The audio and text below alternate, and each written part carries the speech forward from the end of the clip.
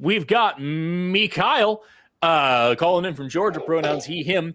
I'm going to read this whole thing. This is what the call screen says. Why do atheists feel that Jesus is an apocalyptic preacher when he presented himself as a peaceful Messiah? Matthew 24:36 is the verse where it refutes Jesus being apocalyptic, but about that day or hour, no one knows, not even the angels in heavens nor the Son, but only the Father. So not an apocalyptic preacher, but actually a peaceful Messiah. I'm going to sit this one out mostly because I have things that I want to say. Seth is going to just unravel his whole brilliance. Raring to go. I want to sit back and listen to the wisdom. Go ahead, man. You can see the hosts in line. This is the order in which we're going to be smart today.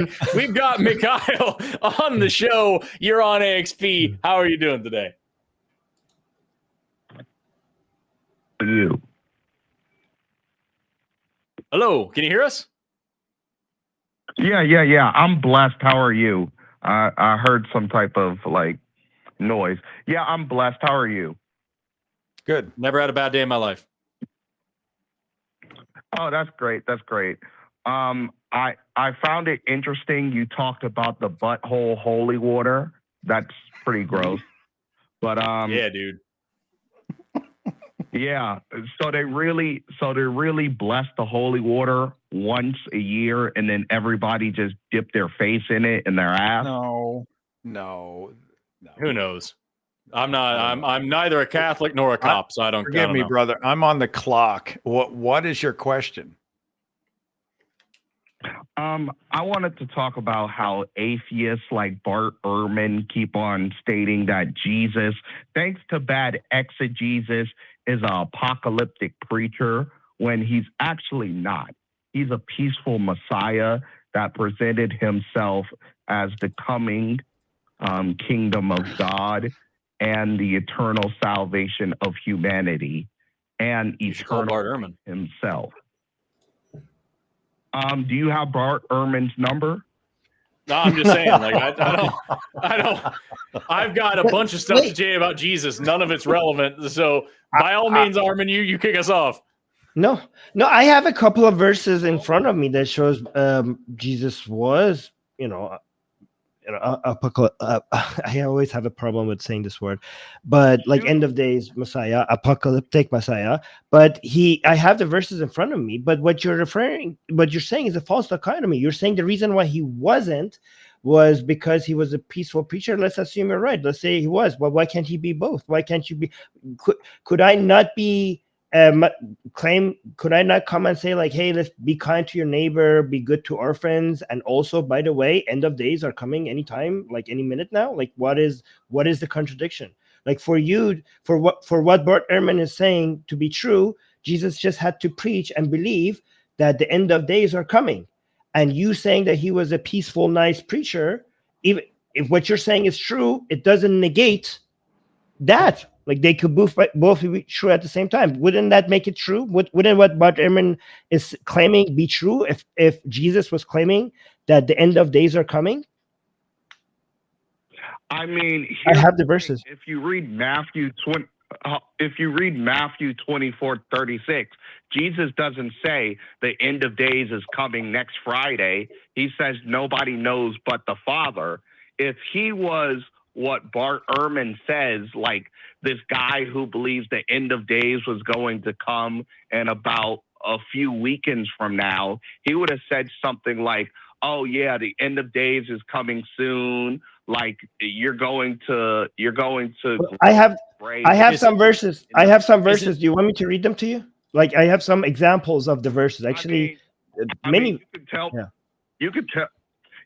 me the verse, and then I'll probably know what they are. But if you want, is it contingent? I'm sorry. I'm kind of just annoyed that if I say the end is coming near, do I have to give you the date? Is him being an apocalyptic preacher contingent on him saying this is when the world's going to end? Because he's very clear that the world's going to end. So if you're going to say, well, yeah, but he didn't say when, so therefore he's not talking about the apocalypse.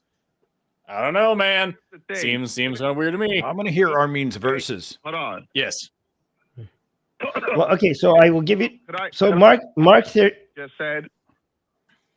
Let me. Okay, go on. You go ahead. go ahead, and then let me just give you some examples. Okay. Okay, let me respond to what he just said. Jesus didn't say the end is coming near, like you don't need to buy a camel because the camel's going to die regardless.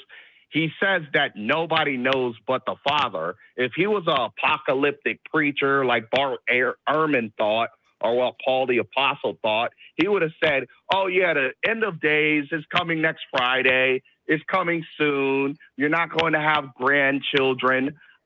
Because, you know, the world's going to be destroyed. God's going to come with his army. He's going to kill all the Romans. He's going to make sure the world is controlled by the chosen people, you know, stuff like that. I was about to No, he just said that the people who follow me will not taste death before the world ends. But hey, really quickly, it's about 6:30, and Seth, I understand you had a hard line, but you had to get out of here. Forgive me, yeah, I'm already a little bit over. what you just said. But I think you and Armin both speak to, right? Christ told his disciples, some among you will not taste death. Also, we're operating on the premises that we have proven Christ and that the writings about Christ and the Gospels are all accurate in 4 wildly different and conflicting Gospels. So is he an apocalyptic prophet is actually not the question that we start with. I think we have to start over here and go, was Jesus... Like, is there proof of Jesus and Jesus as God? That's a whole other conversation. I will leave to you gentlemen who are much more smart than I am. Smarter. See, you're smarter than I am. And I'm going to go and take care of some family obligations, and then I'm going to go Google holy water feces and then call it a day. I love you both, and I thank you so much for allowing me to play along tonight. It's been a real honor to be here. Thanks, guys. It's always awesome to have you, my friend. Thanks, everybody. Goodbye. See you later. Bye. Seth Andrews, everybody. What a bang up guy. So anyway, there's 3 people saying things, and then Armin, I believe you had a couple of more verses you were going to pull out really quickly. So no, Mark 13, Matthew 24, and Luke 21, right? In these passages, Jesus speaks directly about the destruction of the temple in Jerusalem, signs of the end of times, the coming of the Son of Man, and the need for vigilance in anticipation of these days, right? And the language and imagery are consistent with Jewish apocalyptic literature of the time, such as the Book of Daniel. So that's in Mark 9:1, right? The coming kingdom, Jesus is quoted as saying, "Truly I tell you, some who are standing here will not taste death before they see that the kingdom of God has come with power," right? And this statement has been interpreted to suggest that Jesus believed the apocalyptic transformation of the world would occur within the lifetime of his followers.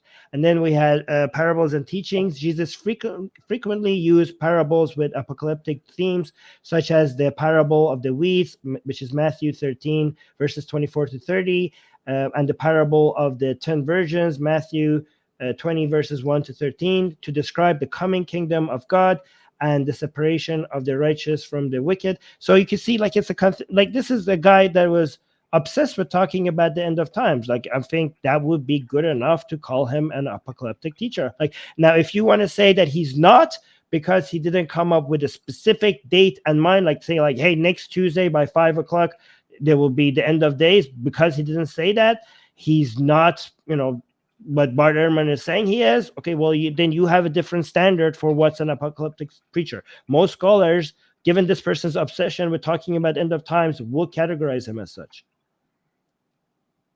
All right. So could I talk? Like, are you done with the whole thing? So I'm going to respond. What a rude way to say something to somebody who just explained their position thoroughly and thoughtfully. Yeah, please, by all means, indulge us with your wisdom, sir. Hold on. I don't mean to be rude. Jesus calls us to be nice and kind to unbelievers, and I'm sorry if that came off as rude. It's just that I'm talking through a phone, and I don't know when you all have me muted or when when I can actually be heard by the audience. I didn't mean to come off as rude. I'm very sorry if words came off as rude. All right. We good? But yeah, responding to what you just said, the verse where it talks about some of you will not taste death until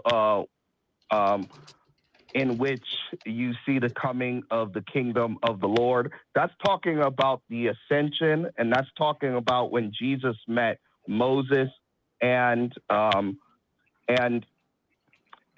prophet. So if you actually read that verse after, like, the transfiguration comes after that verse, and it comes in all three of the gospels. That's what it's talking about. It's not a coincidence that all three of the gospels have the transfiguration after he makes this quote, except for John. Jesus said the coming of the kingdom of heaven, not the coming of the kingdom of the apocalypse. Like, I get if you read like something like the Revelation of John and stuff like that. Revelation of John reads like Jesus is an apocalyptic preacher because he literally says that the apocalypse is coming soon. Why are you so hell bent on Jesus not being like, okay, so either he is or not? What's your point? So do you think that this is an attack on Jesus? Like, there are many better points. Jesus could have been a great dude and think that the end of times is coming like soon, or he could be a great dude that he didn't believe any of that. He could have been a horrible person that believed that, or a horrible person that didn't believe in that. Like, what is this? Do you think like Jesus is being attacked by saying that he was an apocalyptic teacher? Like, you're saying he was nice. He was not talking about the end of times. Like, as if that's, people are attacking him by calling him that. Well, what are you trying to get at? People say that Jesus was a failure because, like Joseph Smith, who said that the apocalypse was coming soon, it was going to happen, just like but he was in an environment. Okay, here's the thing. Your interpretations are probably wrong compared to Bart Ehrman, because Bart Ehrman takes into account the environment that Jesus was in. And he was just repeating and reflecting a lot of end of times narratives of people like around him. In that environment, people were obsessed. Like, he lived in a time that people were obsessed with talking about, like, hey, any day now is going to be the end of times. And he was right in the middle of it, and he was repeating things that those other people were saying. So it's like, I could see why scholars would think like, okay, like, yeah, his beliefs were influenced by the environment that he was around, that was around him. Jesus was counter his time. Jesus was a rebel. It's like saying that baptism, in which Jesus Yes, that doesn't negate what I said. A lot of these other apocalyptic preachers were also rebels. Like, that was the point of being this. Like, they were like rebelling against the religious authorities at the time by saying like, hey guys, end of time. That was a vehicle of being a rebel, by saying, guys, the end of time is coming. Like, let's move away from the authorities and the mainstream and the people, the powers that be. That was that they were using these narratives as a way to be rebellious. And Jesus was not the only one. There were a lot of other people that were doing the same thing. It was the religious authorities at the time who were preaching the apocalypse. That's why they hated Jesus. They thought he would come as a warrior Messiah instead of a peaceful Messiah. We had many when he said, "I come bearing the sword and not to spread peace, but the sword," like that whole thing. Pardon me? You mean like when Jesus said, "I come not with peace, but with a sword," and only he who hates his mother and father can follow me, and if you don't hate your family, you can't. Like that whole warrior Messiah thing, because he did that too. He was kind of all over the place in the Bible. I mean, that's not a warrior Messiah thing. That's more or less saying that you should put God first instead of your family, just like Jesus did. I mean, the sword thing. Let's try the sword thing then. No. I can make post hoc rationalizations too. I'm just trying to like draw some lines here to show you that like there's a lot of shit that he said in the Bible. I think what Armin's trying to draw out of you is just like, why does it matter? Like, what's the end goal here? Neither of us believe that Jesus is real, and I'm pretty sure neither of us believe that he was an all-around good guy. Like, there's a lot of things that Jesus said and did that I'm not a fan of. I also don't believe that he ever said or did them. But, like, here we are having this argument about whether or not he really preached the apocalypse. And I don't get how it's relevant or useful to anybody, especially on this show where The point is to try to convince us this guy existed in the first damn place. And I'm telling you, he probably didn't exist. And if he did, I don't like him. And you're like, yeah, but he didn't preach the apocalypse. Like, okay, so what? What are we doing? Actually, I just double checked, and it was a tool for rebellion. Jesus's end of days narrative and other teachings can be has been seen as a tool of rebellion against the religious authority by proclaiming an imminent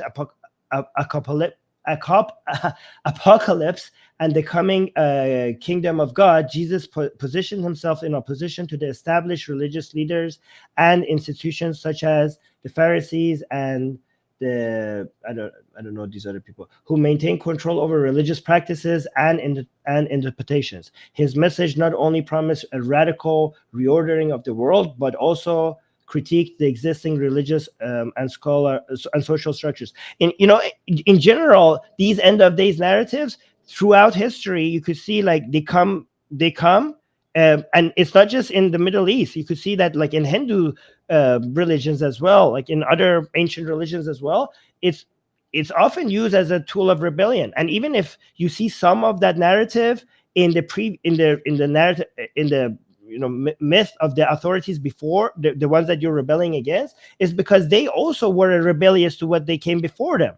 So you see this coming time, and like I see this come in Islam as well. And even during my time, I see that people use this in Islamic countries. And I think you guys see this in Christian countries as well, that people use this as a way to shake things up because they're not happy with how things are. And they're basically warning everybody about this great big change that is coming, and everybody needs to get ready. And you are the person or the people or the cult that provides you the tools and the methodology to prepare for this big change. It's a very fantastic meme or tool to use when you are trying to rebel against the authorities. And that's why you see it constantly being used again and again across different cultures and across different religions. I just want to state that Jesus wasn't with ISIS. He wasn't like this big like guy who preached terror. Like he wasn't this guy. He said that his kingdom is not of this world. He had a spiritual kingdom, not a physical kingdom. He said, I'm not here to bring peace but the sword. He said, you're not with me if you don't hate your mother. If you don't, I come here to set the mother against the daughter, a father against the son. I don't know, like family members against each other. He told people that you're not with me if you love your father more than me, or if you love your mother more than me. That doesn't seem like very nice and peaceful. He cursed the tree because it didn't have fruits. I was going to bring that up. Yes, God. Yes. He saw a fig tree without fruit and is like, you'll never have fruit again. And just like, why? Who does that? What is the point? Like, right. Yeah. And also the act of rebellion was not just against the Jewish religious authority at the time. It's also a rebellion against the Roman, that they didn't believe in the end of days at all. When he put those demons into the pigs and made them throw themselves off the cliff, those pigs said introduced themselves as legion, which is how you refer to the Roman soldiers, which is basically an act of, it was like a movement, like an anti-colonial movement, right, against the Roman authority. So the whole movement was a rebellious movement, and it had all the characteristics and the methodology that rebellious ideologies use. Like, it's pretty understandable why it evolved and got the shit. It's actually very fascinating. It makes religion more interesting. Like when you study religion from a secular perspective, it actually becomes interesting. Right. Guys, check out Bart Ehrman. yeah. Somebody get Bart Ehrman on the show so we can address this. Yeah. Do any of you have Bart Ehrman's number? I just want to know. Nope. I don't know who he is. But bring him on this show, guys. Bring him as a co-host. That's a great. Thank you so much for. We all know Bart Ehrman is just chomping at the bit to get on AXP. He's been dying to be a part of this for years. He should be. Maybe you could grow back your hair, but I just like to state that Jesus never said anything bad about the Romans. Well, except the pigs saying that we are legion. The demon throwing themselves legion, not Jesus. The demon called Legion, not Jesus. Yeah, okay, but but again, we story. don't think that Jesus story. we don't actually believe that Jesus said any of these things. I think the utility of the story is to demonstrate, and again, that was a clever way because it might have not been very legal for you to be very direct about your anti-Roman perspectives at that time. So it's good to come up with a narrative, and the demons in the pigs just introduce themselves as Legion instead of like you saying something anti-Roman so directly. I mean, he wasn't careful enough. He got crucified eventually. In the person, he should have been more careful. Not the pigs, but read the story. Yeah, I know, but I just looked up Bart Ehrman, and I've seen this guy before. That's all I have to contribute because this really hasn't gone yet. Oh yeah, Bart Ehrman. That's where I'm at this point in the conversation because, like, what's the actual point, dude? Like, I can't stress this enough. Like, you called into a show run by atheists who don't believe that Jesus is real, the point of the show is to try to convince us that God is a real thing and that we shouldn't be atheists anymore. And we're talking about this stuff. We're trying to talk to, and your whole thing is like, not only is Jesus real, but also he didn't say the things that not you think he said, but some other guy said that he said some stuff, and he didn't say that. And like, we're not that guy. We're not affiliated with that guy. We don't believe the things that you think are real. And I don't understand what we're doing for 20 minutes and 25 seconds now. Do you realize that most like people who actually study the Bible, like most scholars agree that Jesus existed? Okay. Yeah, but depends on what you mean by Jesus. It depends on what you mean by Jesus. I mean, yeah. Do you mean Jesus like a dude whose name was probably actually closer to Yeshua who walked around and said some shit? Or do you mean like the zombie that fucking was killed and then rose from the dead and healed the sick and the blind and the blah, blah, blah? Like, a guy existing doesn't mean that he had magic powers, doesn't mean that he was the son of a god, doesn't mean that there is a god for him to be the son of, doesn't mean that he was resurrected, doesn't mean that he can read your thought, doesn't mean that he watches you masturbate, doesn't mean any of the other stuff. Whether or not this guy existed as like just a person, sure. If you can convince me that's real, awesome. But there are lots of people who think that he probably did exist. Nito Bandito. There were also like 30 other preachers walking around saying the same stuff at the same time. Apollonius said the same shit that Jesus did. There's people alive today that people believe walked on water and raised the dead and things like that. There's whole cults all over the world that you don't care about that say the exact same things. People exist and people say things. I'm curious to know, is there such a thing as a supernatural creator somewhere beyond time and space that made the whole universe and gives a shit about what kind of fish I eat? Like, that matters. But like, beyond that, I don't know who this dude was or if he said things about the apocalypse, and I don't know why I should care, Mikhail. Well, we like to point out that Apollonius of Tyana was a person who was written 100 years after he supposedly existed. And it wasn't a real thing. It was just an example of why I don't give a damn. Do you understand? Like, I'm not trying to like actually engage with you over like the historicity of whatever random dude lived in the desert 2,000 years ago and said stuff about the sky. That's not my intention. I'm just saying that I don't have a reason to believe that this guy, if he existed, was magic. And if he was magic, then I don't like him anyway, because he said and did a bunch of shitty things and like in the book. And if the book isn't real, then I don't care anyway. Like, just there's a million issues here. And you're like, I'm on step 1 and you're on step like 85 saying, yeah, but he didn't say anything about the apocalypse. And I don't get why. What he's trying to say, what you're trying to say is that Jesus was not ISIS. And I agree with you. Jesus was failed ISIS. Okay. Jesus was trying to be ISIS, but he got caught before he could, start. Like, the character of Jesus, not the real, like, nobody knows who the guy that the scholars agree that was probably based on some dude that got crucified. I'm not talking about that. The Jesus that Christians believe in, that character, okay, that story starts with a guy who was trying to be like ISIS, but got caught halfway through the story and was crucified, and he didn't succeed to become a successful. He was starting a rebellion movement, and it was cut short. His career did not last long because the authorities at the time captured him and killed him. So your Jesus is failed ISIS, not even ISIS. Jesus' main goal was to cut people's head off because they won't convert to his religion. Cut people's head off. Well, I mean, he did. Let me give you an example. Muhammad.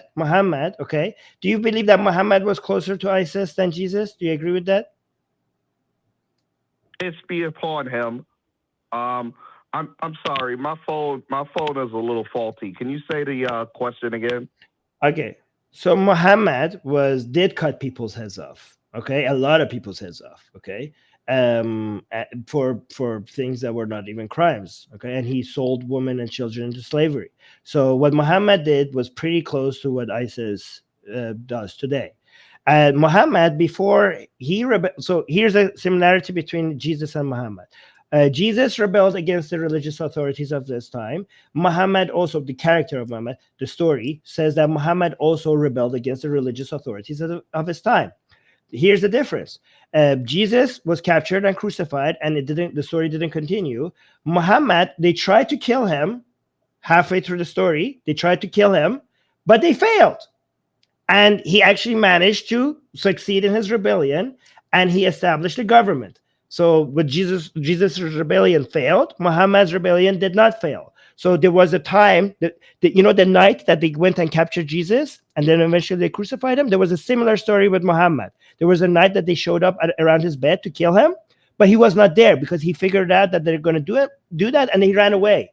So Muhammad's story has two parts: the Mecca period and the Medina period. Right. So during the Mecca period, when he was still doing the rebellion against the religious authorities, he sounded a lot like Jesus. Okay, he was a lot more peaceful. He wasn't talking about killing people or punishing them.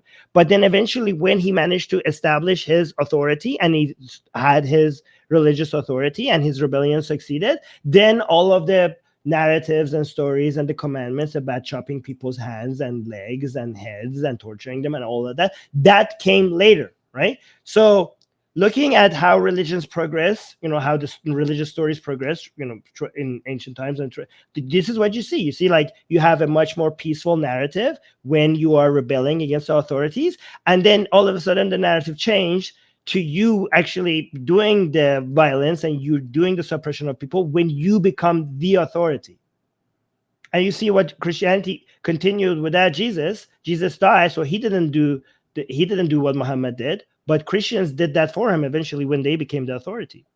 Yep. Every bit of that evil, that punishment, that terror, the Crusades, the Inquisition, the witch trials, like every bit of that is fleshed out in real history that we can all agree actually happened. So could I ask you, if Jesus lived up to his full potential, do you think Jesus would be Muhammad and he would start cutting people's heads off? He would have multiple marriages. He would have married a child.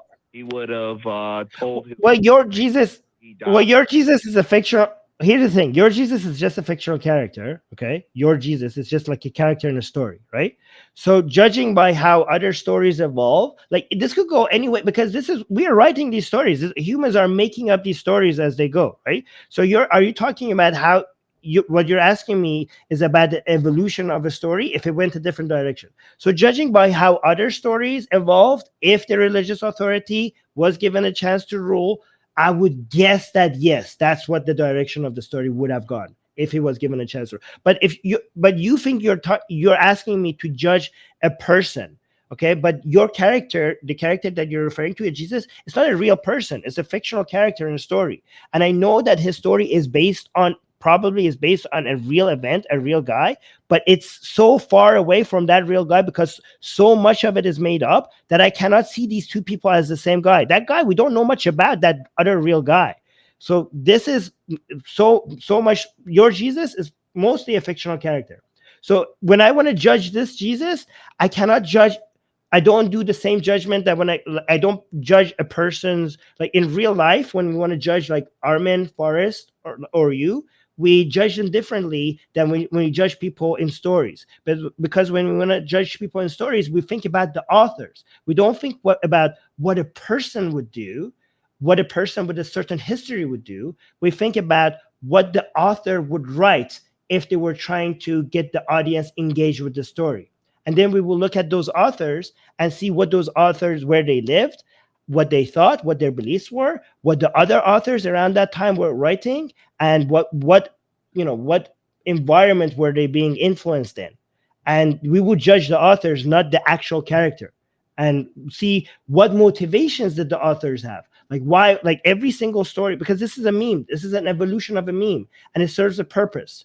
So we have to look at the politics of the time. And like, if Jesus did this, if you change the story in this way, it will serve one political need. But if Jesus said something else or did something else, it will serve another political need. So that's why the judging a character in a story that is supposed to serve a purpose, a political purpose, is different from how we judge an actual human being outside of a story. That was all incredibly well thought out and erudite and very well spoken. I also just want to throw in there that one of your kind of like criticisms were like, oh, you think Jesus would marry a child? Another thing, the story literally starts with God impregnating a child in order to create Jesus. So like, yeah, I kind of do, man. I don't know, man. I don't get how you have this dude on this pedestal. It's so weird. Address what Armin said. I have nothing but frustration. I will derail this call. Yeah, you already derailed it. You think the Virgin Mary was like 12 when she conceived Jesus, or at least the usual? I think pretty sure the academic consensus is between 14 and 16. Okay, I know that back then they would betroth women like very young, but they would usually marry them in their like early 20s.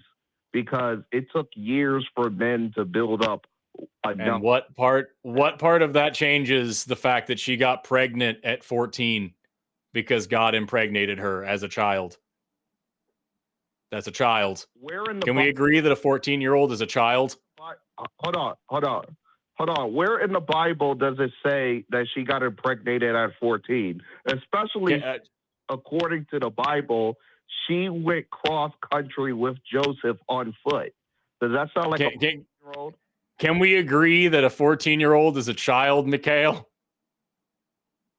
Oh, yes, most definitely.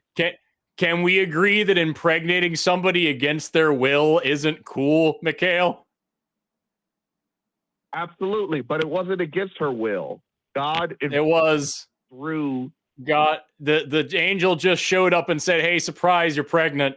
They didn't ask permission. She didn't send home a consent form. There was just, "Hey, guess what? You're gonna have a kid now." That's rape, Mikhail. How's it rape when there's no physical penetration? Oh my glob, dude. You did not just say that shit to me. Oh, that's so fucking gross. You really don't think that I'm going to stop myself. Do you understand breathe that first, there's breathe. a lot of ways to sexually assault someone? Do you get that? Yes, but usually it has to do with action. Usually, who cares? The fact of the matter is, getting someone pregnant when they didn't ask to have intercourse with you is wrong. Yes or no? Absolutely. Okay, then we're done. That's the whole thing. Is that don't fucking get up in here with your semantics when I'm saying the whole thing started because God forcibly impregnated a young girl when she didn't want it. She didn't ask for it. She couldn't have consented to it. He forcibly impregnated somebody, made it her problem, and now you're going to defend that and come after, oh, well, Muhammad married a child. Yeah, that was fucking gross too. More than one thing can be gross. Okay. I mean, so then square the circle for me, dude. Was it right or wrong for God to forcibly impregnate a young girl, a virgin, by her name? This is a straw man question. He didn't forcibly impregnate her. Did he do it without her consent? No, it was with her consent. Okay, so when the angel came down and said, "You are pregnant," that wasn't something that had already happened. He was lying. He said you will be pregnant. Read the story.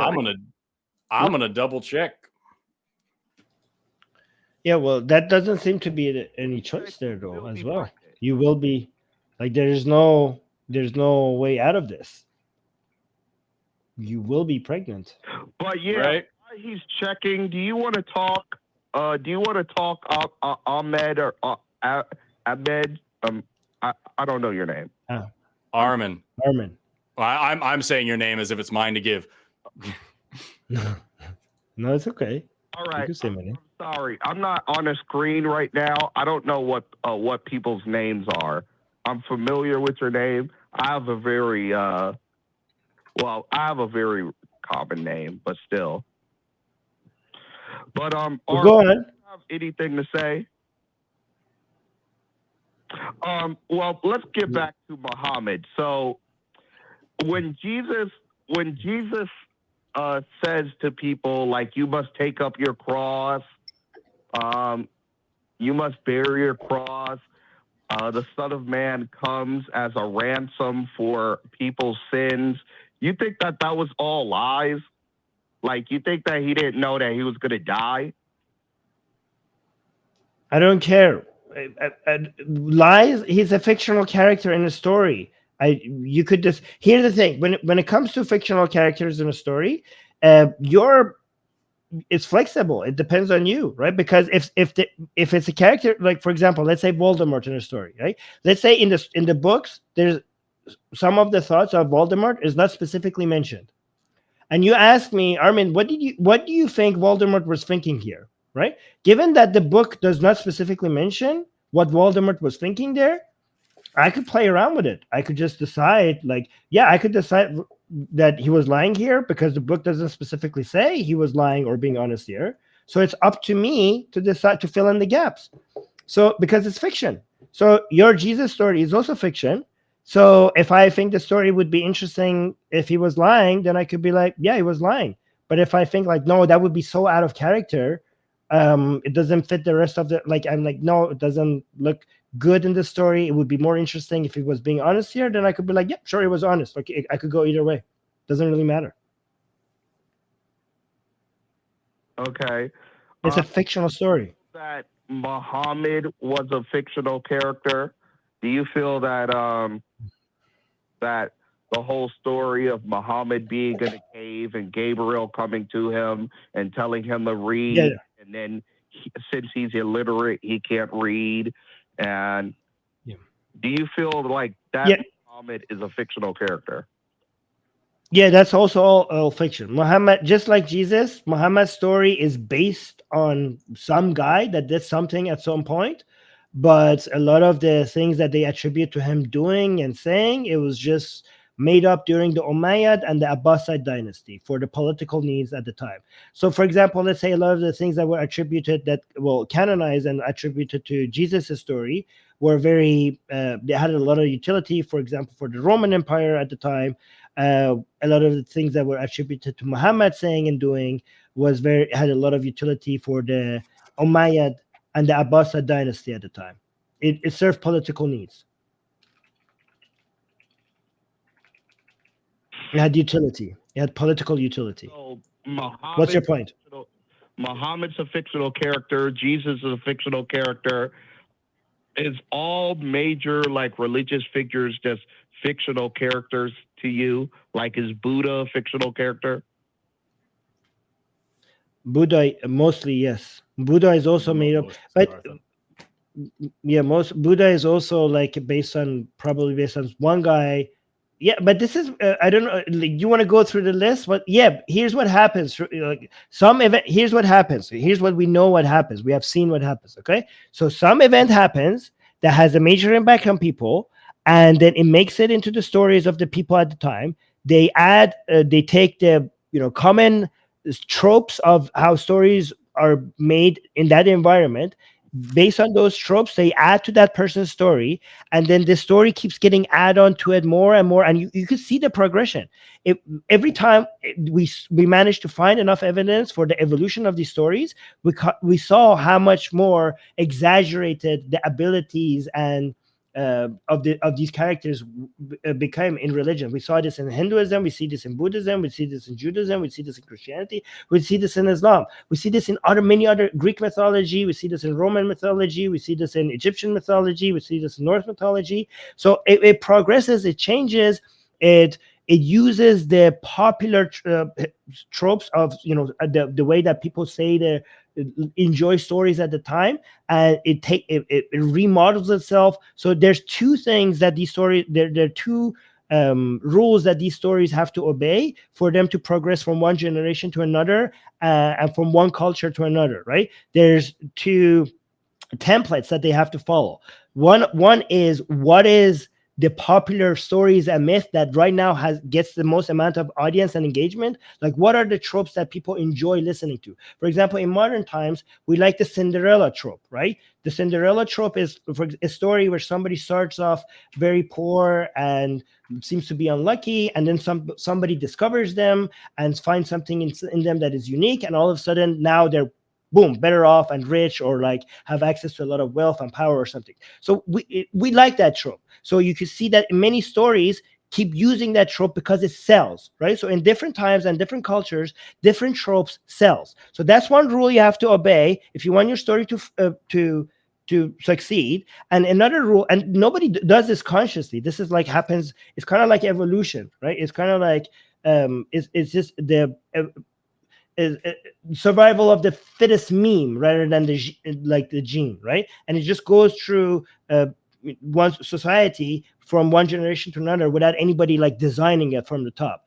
And the next rule that you have to follow is that you have to serve a purpose. So the authorities, the rulers, they will subsidize or give money to the people, or give power to the people that are saying the narratives and the stories to the people that serves their purposes the most. And also they will suppress and execute or torture or punish the ones that are saying the wrong ones. And this gives the signal to the storytellers, which is, we call them preachers or religious scholars, that what stories are selling right now, and you as a storyteller, which is a preacher or a religious authority, so you have the ruling authority and you have the religious authority. So you as a religious authority are getting two signals. And you could decide to go the rebellious route, or you could go the route of like, I'm going to be loyal to the kingdom or to the authority and just get their patronage from them, right? And if you feel like there's an opportunity for you to go the rebellious route because there's a gap in power, there's a vacuum in power, and you might want to take advantage of that, then you will jump on the narratives that are rebellious in nature. But if you are thinking like, no, the people power relative to the authorities is not that much, then you will jump on the narratives that the religious authorities want you to repeat, and you will tell those stories. And this is how religions evolve throughout culture, throughout histories, throughout time. I'm gonna wait for a response for that, and then I have some clarifications and some context about what I was arguing about earlier. Hold on. Corrections, clarifications, and context. Hold on. Could I respond to what he just said? Like, yes. Just. All right. So I just like to say that the narrative of Jesus Christ, instead of getting more glorious throughout time, it actually gotten way humble. Most skeptics and atheists think that the Gospel of Mark is the first gospel in which it was written account of Jesus Christ, and it has 24 miracles. Now, the last gospel, the Gospel of John, it has only 7 miracles, 8 if you count the resurrection. So not only did the narrative of Jesus get much more humbler, and the Gospel of John, Jesus doesn't even exorcise a demon. Okay, I'm going to let you speak. I just wanted to say that point, but I'm going to let you speak. I forgot what the other name is. Jeremy? Your name is Jeremy? Forrest. Okay, Forrest. Okay. So speak. I have to correct myself. First of all, I have correction, then clarification, then context. So the correction is I was wrong about what I said about the angel coming down and telling Mary that she is pregnant. I had conflated the book of Luke and the book of Matthew there. In the book of Luke, the angel comes down and says, "You will be pregnant," not "you are pregnant," like I thought. She says, "You will be pregnant," and then Mary says, "How is that going to happen? I'm a virgin." And the angel says, "God's going to come down here and do stuff to you." And then Mary says, "I am the handmaid of the Lord. Let everything that you just said happen to me." And she agrees to it. I had confused that with the book of Matthew, where in Matthew 1, the angel comes to Joseph and says, "This is going to happen. Mary's pregnant now, and this is what's going on." So I had conflated those two stories, and I fucked up there. So that's correction. Clarification is what was going on with those two books. The context, I think, is important. The reason why I still think this is a disgusting story is that even though Mary did technically give consent and say, "Okay, we'll let this happen," first of all, children can't consent to sex. And I looked up this is gotquestions.org. It's a biblical answer site thing. And it specifically says the Bible does not specifically state how old Mary was, but most Christian historians speculate that she was around 15 to 16 years of age at the time of Jesus' birth. Earlier on, you corrected us by saying, well, most Christian historians believe that Jesus actually existed. They also apparently believe that Mary was a child. So children can't consent to sex, regardless of what this angel said, and regardless of whether or not she said it's cool. It's still fucking gross. Also, there's this thing that you need to learn about called a power dynamic. There's a reason why prisoners can't have sexual relationships with guards, even if they all consent and agree to it, because one is in a position of power over the other, which still makes it rape. So you have now God himself saying, "Hey, I created everything. I have complete control of the world. Also, are you cool with us fucking?" And she's like, "I guess. And also, I'm a child." And here we are trying to say that that makes any of it okay. It fucking doesn't. This is a disgusting power dynamic, and she is still a kid agreeing to have a kid, and that is fucking weird. So I was wrong about what the story says. I am not wrong about what the story implies and how disgusting it is. Can I also clarify something? Because you, Mikhail said something that is not. Wait. No, he has something to say. So yeah, Armin has something. Yeah, because you said something that like throughout the Gospels, throughout time, Jesus became less fantastical, and I was like, I'm pretty sure that's not right. And I checked, and yeah, it's not right. So the portrayal of Jesus becomes increasingly elaborate and miraculous as one progresses from the earliest gospel, Mark, to the subsequent gospels of Matthew, Luke, and John. This development reflects the evolving theological perspectives of the early Christian communities and their context. Mark, right, so let's go from the first one and then go down the list. Mark, believed to be the earliest gospel, written around 70 AD, presents Jesus in a relatively restrained manner, focusing on his teachings, healings, and exorcism. Miracles are present, but are described in a straightforward way. Then we go to Matthew and Luke, written later, expands on Mark's narratives, including more detailed birth narratives, the nativity, and additional miracles and teachings. These gospels were written to address specific community needs and theological questions, which may have influenced their more embellished accounts. Then we go to John, the last of four canonical gospels, and written around 90 to 100 AD, presents a significantly more developed theology. It portrays Jesus not just as a miracle worker, but as the incarnate Word of God, emphasizing his divine nature more explicitly than the synoptic gospels, which are Mark, Matthew, and Luke. John includes more abstract theological discourse, for example, I am statements that presents Jesus in more explicitly divine light. So you're wrong about that. Jesus goes from being a man, a preacher, to all of a sudden like becoming a better and better miracle worker, to all of a sudden becoming God himself as it progressed from one gospel to another. Okay. I just want to hit up 2 points because both of you said a lot of things. One, I just like to say thank you. I don't know if you want to be called Mr. Forrest or just Forrest.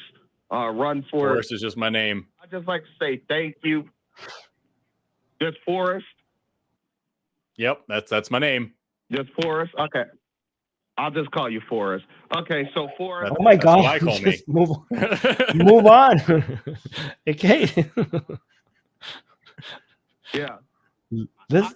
I don't know how you identify, just as Forrest or just Forrest. But I just like. It's my Oh my name. God. My name is Forrest. Just It's fine. Let's My name's spend another. Forrest. How about we spend another 20 minutes discussing whether or not we should call Forrest just Forrest or Mr. Forrest or other Here. like.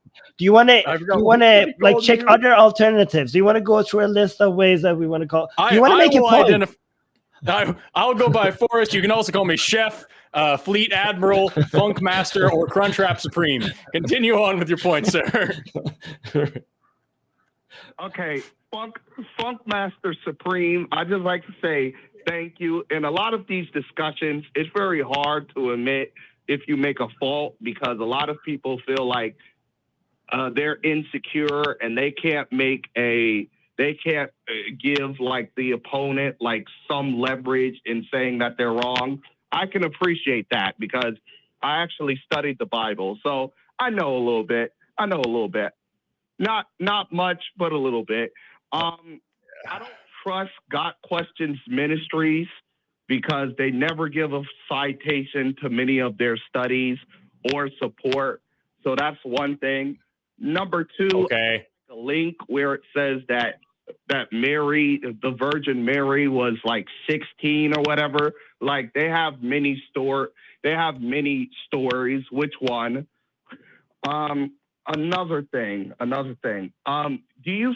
I get that you say that there's a power dynamic. I can't talk right now. There's a power dynamic when it comes to God and a human being. But would you feel like it would be different if she was like 29 or something and God came to her and be like, hey, would you be cool if I impregnate you? I mean, at any age, there's going to be a dynamic. It's like, yes.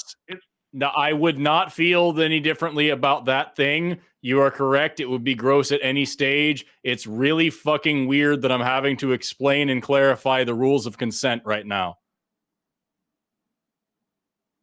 Oh, no, you don't. I'm just clarifying I'm just getting some clarity for me because I agree. It's very weird, like at any age, to see the leader of the universe come to you and be like, hey, could I, like, you're my prophet. Hey, I'm going to like find a way to put my son in you and stuff like that. Like, it's like if a billionaire comes up to you and say, do you want to date? 10 times out of 9, you're going to say yes. But just because. Okay, so if you're a billionaire, you might as well not ask, huh? So if you're a billionaire, you might as well just like go for it without asking. That's what is that So like given that billionaires will usually respond to people would respond yes to billionaires, then if I'm a billionaire, what you're saying that I should just have my way with people and don't bother to ask for consent. Whoa. Don't put rape culture in my mouth. I'm not a frat boy. But that's the logical conclusion of what you're saying. Like, hey, people will say yes anyways if you're so powerful. So why even bother to ask? I don't like any part of where this is. I don't like where we are. I don't like where it's gone. It's so fucking gross. Your God's gross, sir. Your God is gross, and the story is gross. And we started out with like, but Jesus didn't say the apocalypse, and now we're at this point where it's like, yeah, but like, why did God rape somebody? And I'm like, I don't get it, dude. You know that sounds a lot like ISIS. Maybe, even if Jesus was not like ISIS, his father sounds like ISIS based on what you're telling me right now. Yeah, fuck, man. I can't. Y'all, I have to go back to work. It was a fun time speaking to y'all. I love both of you. I hope and pray that you all find some joy in the afterlife because I really care for you all and I love you. But I'm gonna continue back to work. I had a impressive talking with y'all, and I wanted to like maybe convert y'all, but I didn't.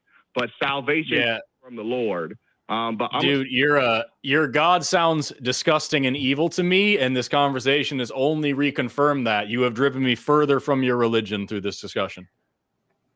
Yeah. okay. Well, hey, Camp Bolton every day. Have a nice day. Bye-bye. What a deeply, deeply weird conversation. Thank you so much for watching. Ahmed and Jeremy signing off. We've had a great show. Fucking So what do we come back from that? Hey, we have a couple of super chats, and then we had one more thing we want to do by the end. Are you cool with doing the screenshot thing still? we were yeah, an hour ago. Yeah.